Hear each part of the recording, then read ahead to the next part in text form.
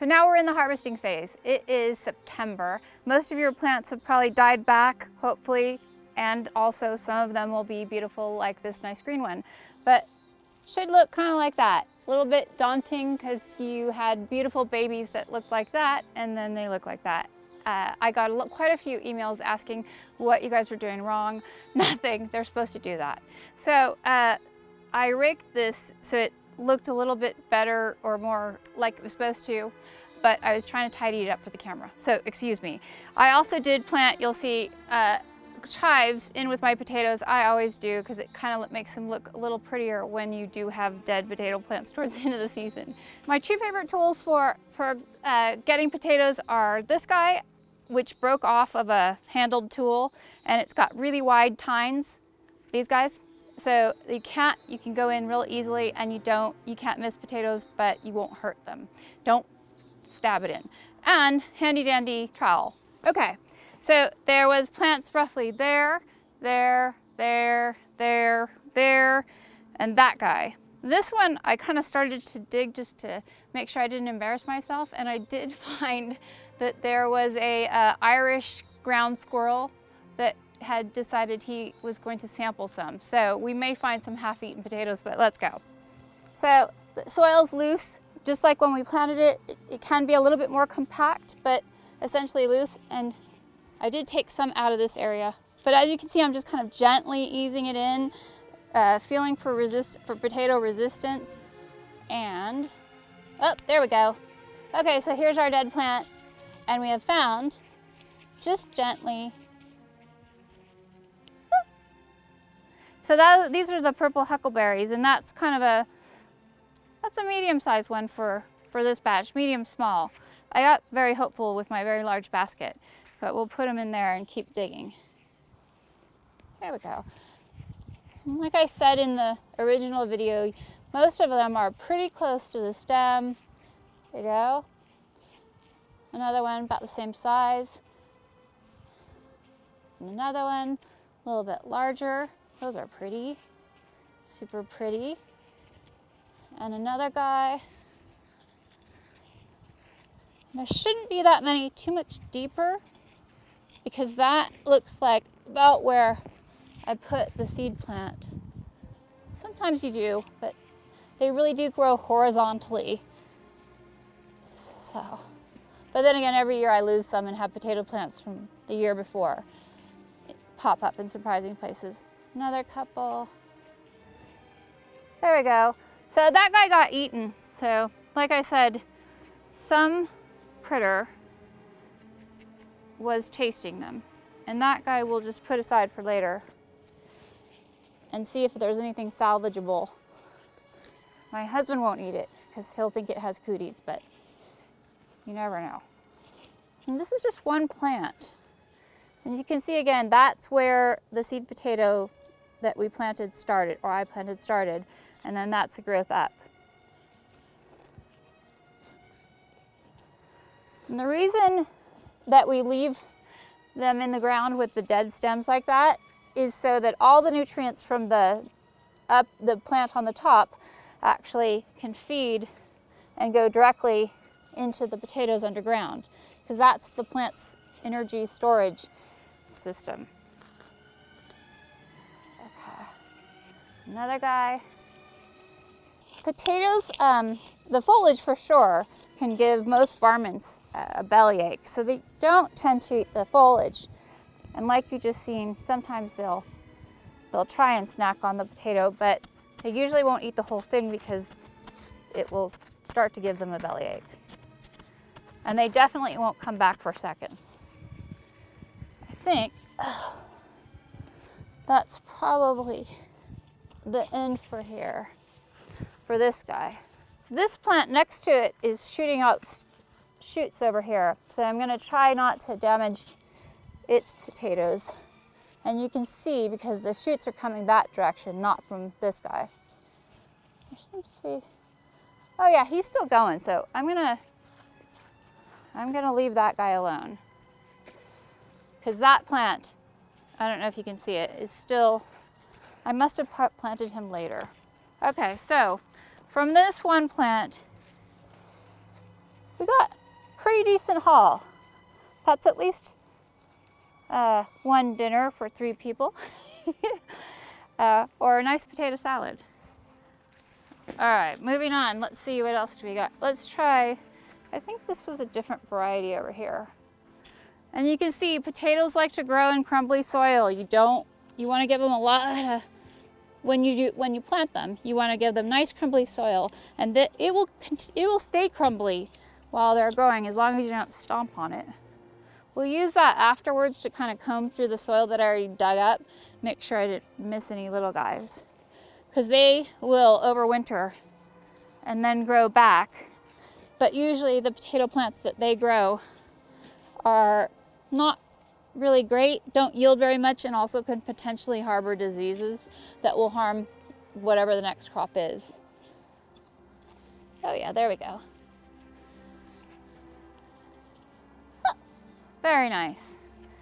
One little guy close to the plant. That would actually be kind of a new potato that you could feel around at the top of your plant when it just first starts to die back, and you could just eat those, and that would probably make that guy a lot bigger. I didn't do that this year, I just waited. We had enough potatoes. Okay. Another guy. Very exciting, kind of like a potato Easter egg hunt. Uh-oh. So I just put my hand in the ground squirrel's tunnel. So, yeah, he took about a bite of that guy, or maybe one of his friends. As you can see, they don't really go that far out. I'm just gonna move my chives and replant them later. They don't mind. I can feel the roots going out here. So this guy did actually travel a bit. Yeah, woohoo! So I know that I said to plant, 6 or so, 3 to 6 inches deep. So what I did was I dug actually pretty deep and then mounded up so that it would not be big, huge mounds. So I don't know, 6 or so potatoes from that guy. They all look perfect. Okay, hopefully these guys are a different variety, because I cannot remember where I planted what varieties. We had 3 different types, and the idea, I didn't label them because they're purple or red or white. Pretty easy to figure out which was which. But if you do have varieties of the same color, then you should probably, just so you know which ones were good and which ones grew better. Okay.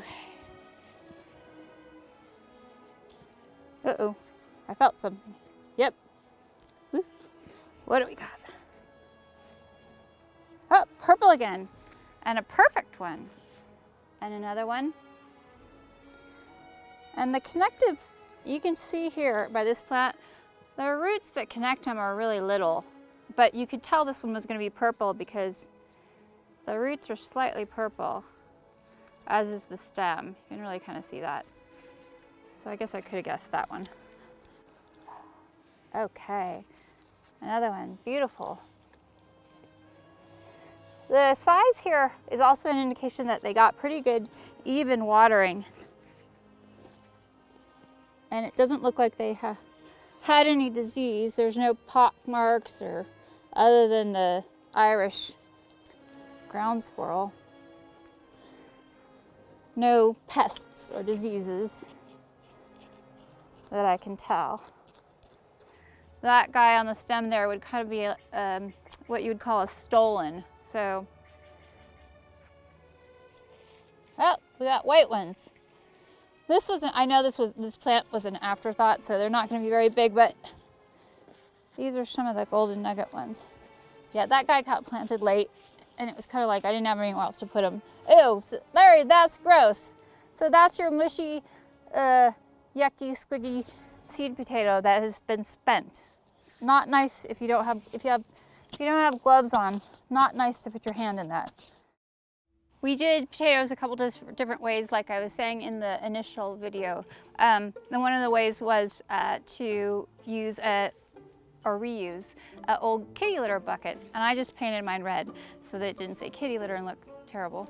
And again, just planted it the same, put the potatoes about down here, drilled holes in it for water, both on the bottom and the sides. And then a seed potato went down here and just kept filling it up as it grew. And as you can see, it grew pretty big and nicely. I have no idea what potatoes I put in here, I can't remember. It looks like I definitely have some purple ones. And as you can see, this little guy grew out one of the water holes. I don't even know. Okay, so all I'm going to do is dump it out, and it's kind of the easiest harvest ever. Same goes for the felt bags. You just, I probably would have let this guy die back a bit, but because we're filming, we're just going to go for it. Let's see what we got. Well, it looks like we got a bunch of little potatoes, which is fine. They're probably wonderful. And they look like they're purple. Oh yeah, these are all the little fingerlings, so they're gonna be little. But basically, no matter what, any potato variety, you're just gonna dump it out and then just jostle it. Oh, some white ones. Okay, potpourri of potato plants. White ones. So these are all new potatoes because this plant wasn't totally done yet, but they probably wouldn't have gotten that much larger. But these are perfect for a sophisticated fancy pants meal. Oh yeah, this is great. Look, tons of them, and they're all little guys, so they're gonna be really, really tender and delicious. So that's the way to go if you want little guys for fancy meals.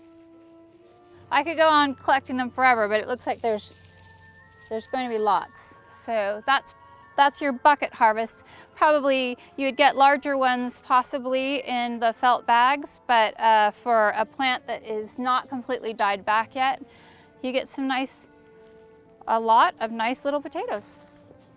Okay, today's haul. Now we're going to take a look at some of your photos. We're starting with our seed potatoes, picture there, New Orleans, the huckleberry and the golden. And these are some of Heather's potatoes, beautiful, healthy. She grew all 3 varieties. And just a kind of a quick example of some of the sizes. Even the little guys are harvestable, edible, and good.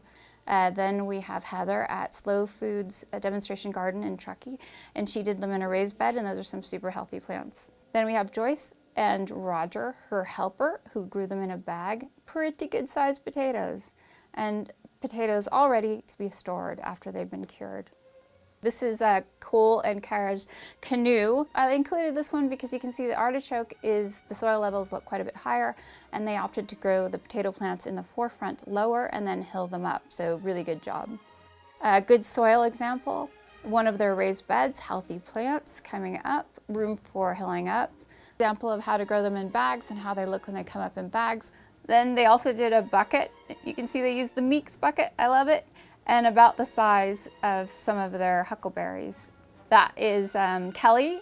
They're beautiful, and you can see just the stems are dying back, and that's what she got. Absolutely beautiful potatoes, good size, healthy, and oh my gosh, haul, massive haul there. A good example of how you just cure them with the dirt on them so that they store longer. And then this is one I believe from Cole, a plant in the bag, which the beauty of the bags is that you can move them around to kind of chase the sun. That guy needed to be moved around a little bit more. And then the last one is Suzanne. And those New Orleans, that was a lot of New Orleans, and it's absolutely fantastic picture. So good job everybody, and hope to see you next year.